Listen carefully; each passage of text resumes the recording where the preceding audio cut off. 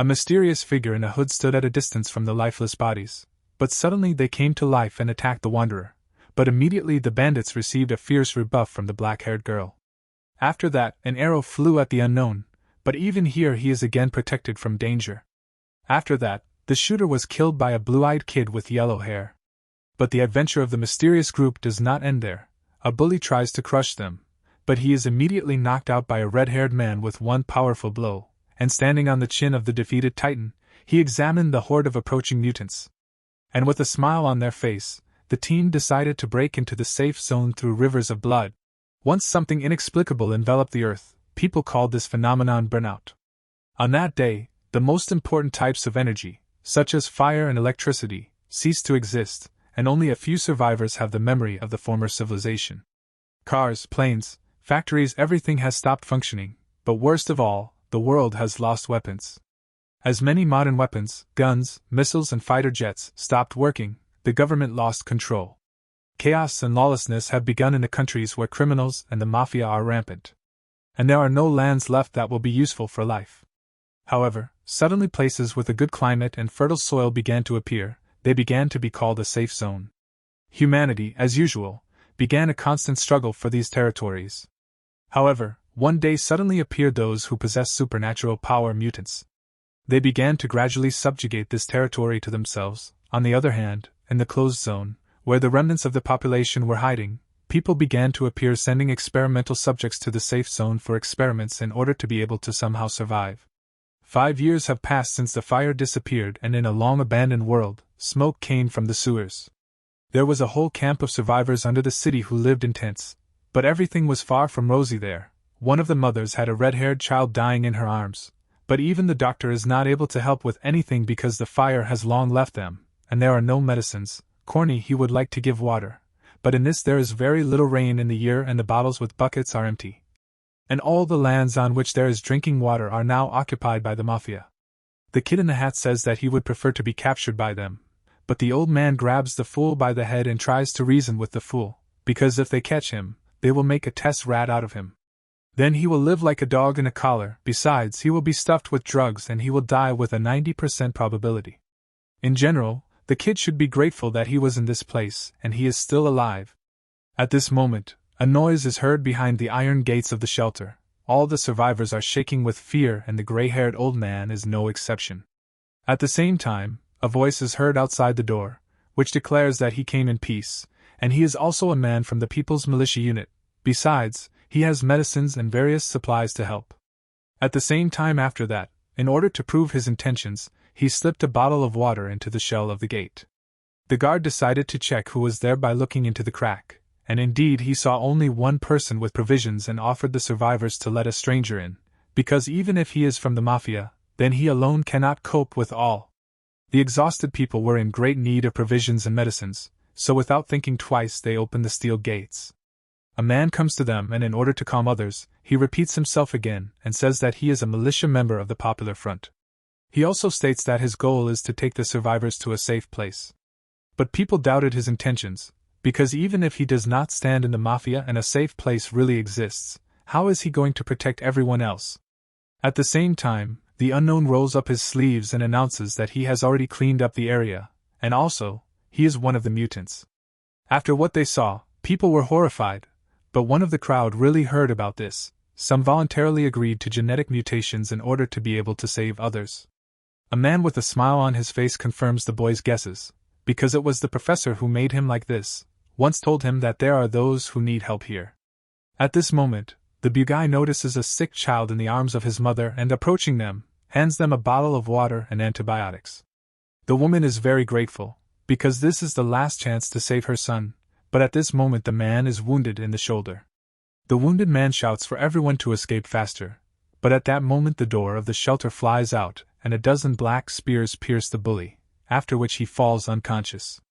A mutated bandit enters the shelter, who is pleasantly surprised, because he found so many test subjects. Coming closer to his prey, a survivor suddenly rushes at the man with a hammer, but resistance was useless, the boy died instantly. The frightened people threaten the monster with reprisals, because he is in a minority, but suddenly the ceiling of the temporary shelter collapses and a bunch of huge mutants appear in front of people. At the same moment, the people lost their hope of salvation and people began to drop their weapons out of fear. The blonde-haired mother continued to hide behind a concrete column, but a monster with a rake suddenly breaks through this wall, after which he orders his guys to kill all the rats. After that, he activates his power to the full. At the same time, everyone who was hiding in the dungeon began to come out with their hands raised. At the same time, the bandit apologizes with a smile and explains his act by saying that he just goes crazy when someone hides and can't wait to kill them.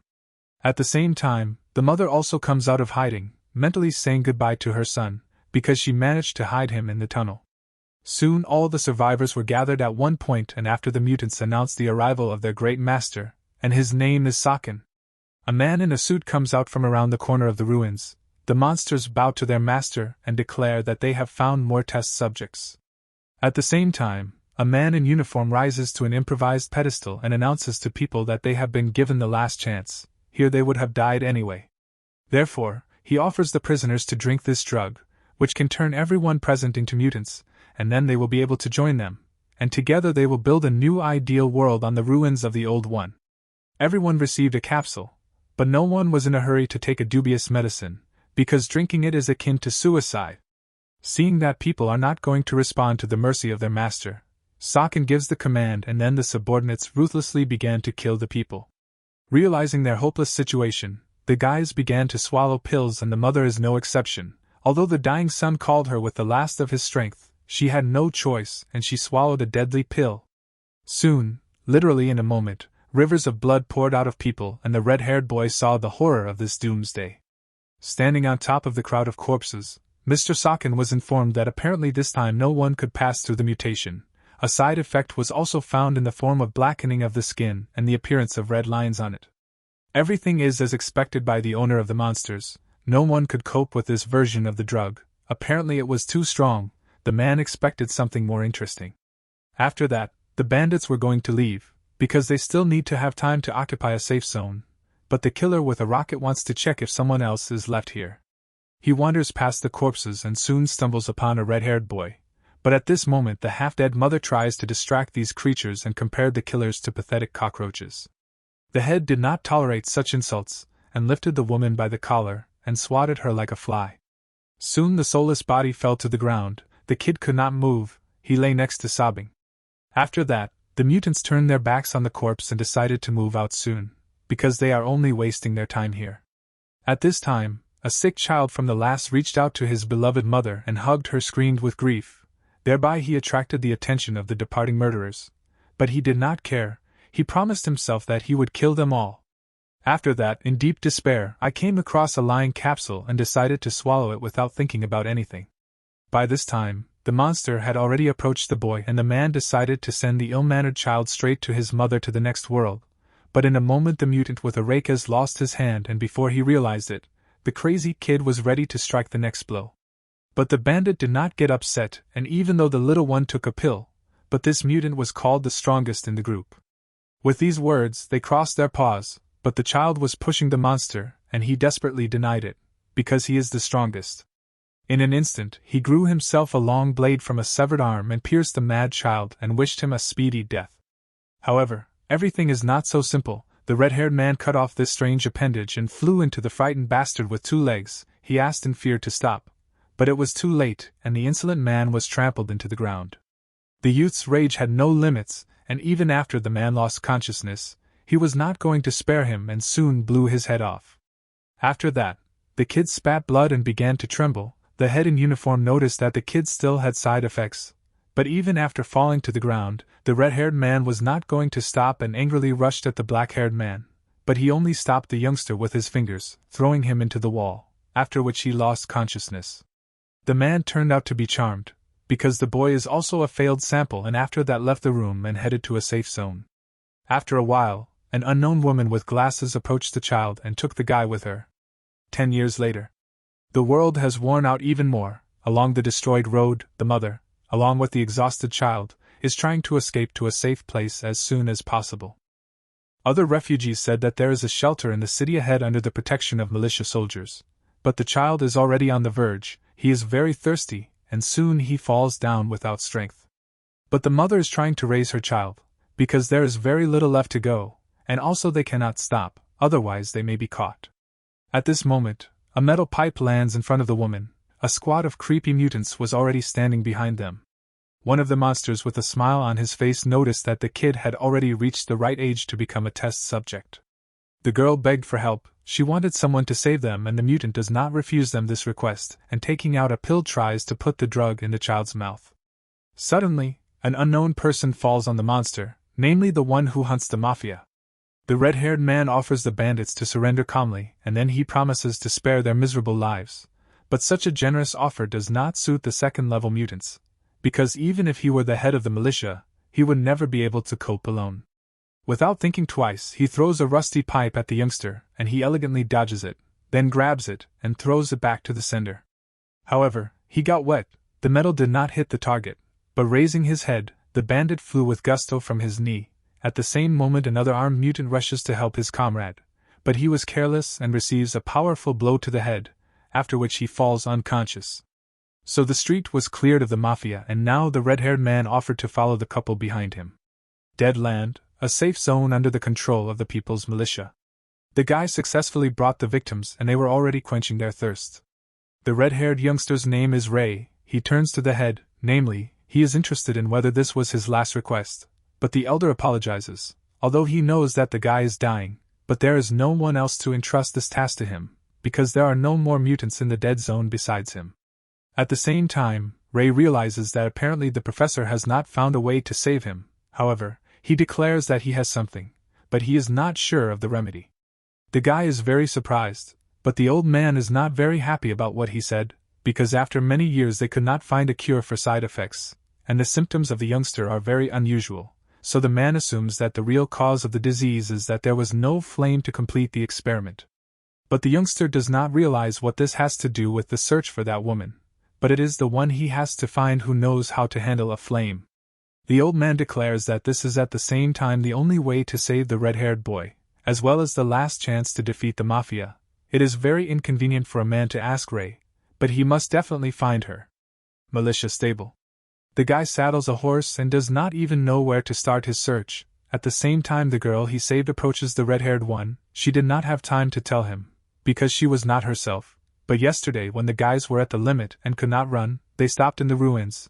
There from fatigue and exhaustion they lost consciousness. At the same time, some girl helped them. She lit a fire and stayed close, protecting them. The girl remembers it vaguely, because she was at the limit, and in general she thought it was a deathbed delirium. But when she came to, the unknown was no longer there, and the pieces of wood continued to smolder. The girl still clearly feels the smell of a warm campfire, which means that the girl who saved them is somewhere nearby. Soon the guy went to the specified place, but could not find anything like that, and after all, Neo did not have much time left, he had to hurry. And in general, this territory belongs to a group of fanatics who treat fire as a god, so the guy here should be careful. At this moment he hears the approaching madman and hides in one of the abandoned buildings. There are a lot of enemies, but he does not have time to fight them at all, so he should carefully get out of here. It is at this moment that the floor breaks under his feet and one of the group of fanatics notices him. After that, he is going to give a signal through the bugle to the others, but suddenly at this moment a man in a suit is knocked out and an unknown figure appears in front of the guy. Taking off his hood, he beheld a yellow-haired girl in front of him. By the smell he understands that it was her he was looking for. The girl starts a dialogue, namely she has noticed for a long time that the guy is trying to find her, and then she asks directly, is the kid really looking for a girl with a soul flame? But she is in a hurry to disappoint him, it's not her. But the smell remained because the girl was recently next to this person. The exhausted Ray asks with the last of his strength to help him find a girl. This is very important to him. In response, the yellow-haired Shignila and agreed to help. The border zone is Kvichuden. They came here to avoid meeting with fanatics. But the girl warns the guy that there are 3 madmen here anyway. But the kid is not happy, because didn't she promise to bring him to the girl, and now for some reason he needs to deal with the sick on his head. At this moment, suddenly an iron pipe flies near the couple. They were found by the nuts. The red-haired man is attacked, but he does not understand why it is him, and soon he has to retaliate against the man, as well as his comrade. After that, 2 lost consciousness. At the same time, Yellow-Eye just stood and watched what was happening. Soon a bully jumped out of the fog at the youngster and struck him a powerful blow to the jaw. from which Ray flew into the box, and before he had time to recover, a huge mutant was already standing in front of him ready to strike the next blow. The man rushes at the lying guy, but he manages to jump away and save his life, but he is on the edge and has nowhere else to retreat. Two beaten fanatics began to laugh because of the hopelessness of the boy, because he initially signed his death sentence as soon as he contacted them. The mutant jumps on the red-haired one, but the guy did not lose his head and, grabbing the rope, began to jump around the giant, and soon dealt him a crushing blow. The big guy stumbled over a grammatically stretched rope and flew down the cliff, took the impudent little boy with him, after which they plopped into the sea. Now the bandits have only to deal with the pathetic girl, and they believe that they will not need much time for this. But in response to these audacious words, the girl only laughs, thereby angering the fanatics, after which she says that at the moment they need to worry about themselves. Turning around, they saw in front of them a boy who had fallen to the seabed a moment ago. The girl is interested in the red-haired one. Did he really know that huge mutants can't swim? However, the guy did not answer the question and continued to stand as if nothing had happened. At the same time, the bandits decided to take advantage of the boy's weakness. The red-haired man had just almost died and should become easy prey for them. The man then rushed with a spear at the motionless boy, but he turned in vain to the dorsal girl, and she knocks out the stupid fanatic quite easily. Ray falls down and asks about the whereabouts of that girl, because a little more and he will die without getting to her. At the same time, the yellow-eyed woman announces that the guy has passed the test, and at the same time she declares that the boy must enter the Temple of Fire and save her friend, who was dragged away by these madmen. But the blue-eyed one is not going to listen to this nonsense. He is already at the limit, and besides, there should be crowds of people in that temple, and there are probably mutants there too. However, the girl says that the red-haired man has no other choice, because the person he has to save is the girl he needs.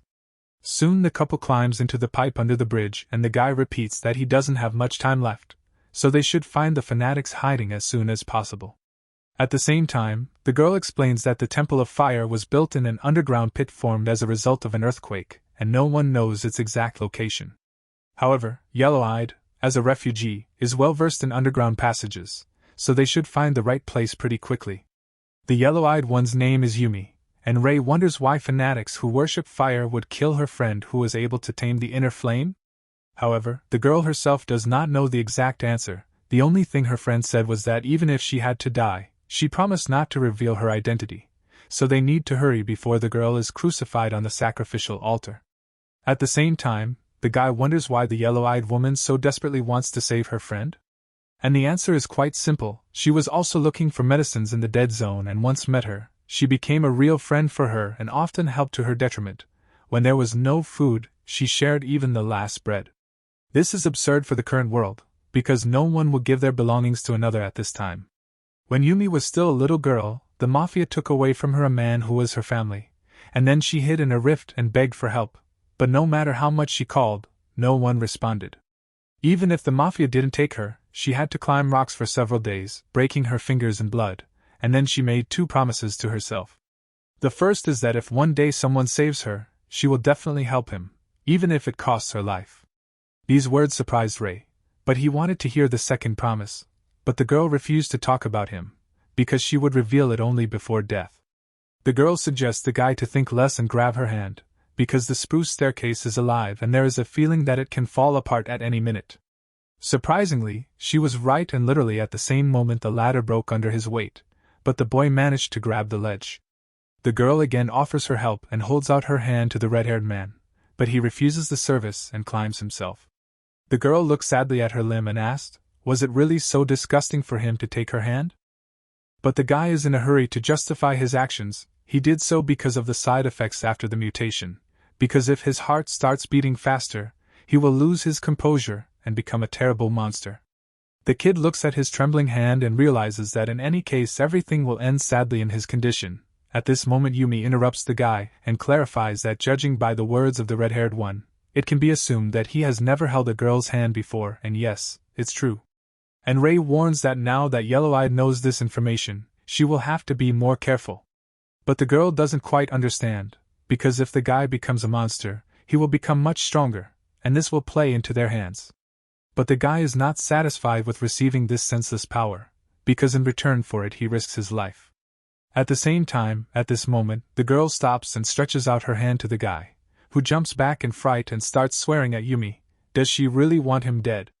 But she just wanted to know the limit of the red-haired guy's self-control, but still it was a terrible experiment. Soon the guy notices that the tunnels are getting smaller, and the kid is somehow uncomfortable in such narrow spaces. But the girl does not notice the guy's complaint, she is interested in something else, why the red-haired man carries a non-working weapon with him. But the answer to this question is very simple. This is the only thing he got from his parents. He has no memories from his childhood at all. That's what the professor who saved him told him, and after he found out, he decided to constantly carry this trunk with him, and now they are not separated. At this point, the girl interrupts Ray, because they came to the den of fanatics, and now they should be quieter. At this point, the girl does not know where to go next, and then the blue-eyed one is interested in how they find out where her friend is. But lowering her head, Yumi says that there is one way. At the same time, Ray asks if the girl thinks of taking advantage of it, and distracting the Aborigines, and going on a search herself? But the girl says that everything is the opposite, namely they should stick together and try not to attract attention, as well as engage in battle. The girl notices quite obviously that the place for sacrifices should be permanent, and the more victims for rituals, the better. But the guy did not understand what method the girl was talking about. Then she tapped the boy and he fell right in the face of fanatics, and looking at the girl realized that this was the essence of her brilliant plan.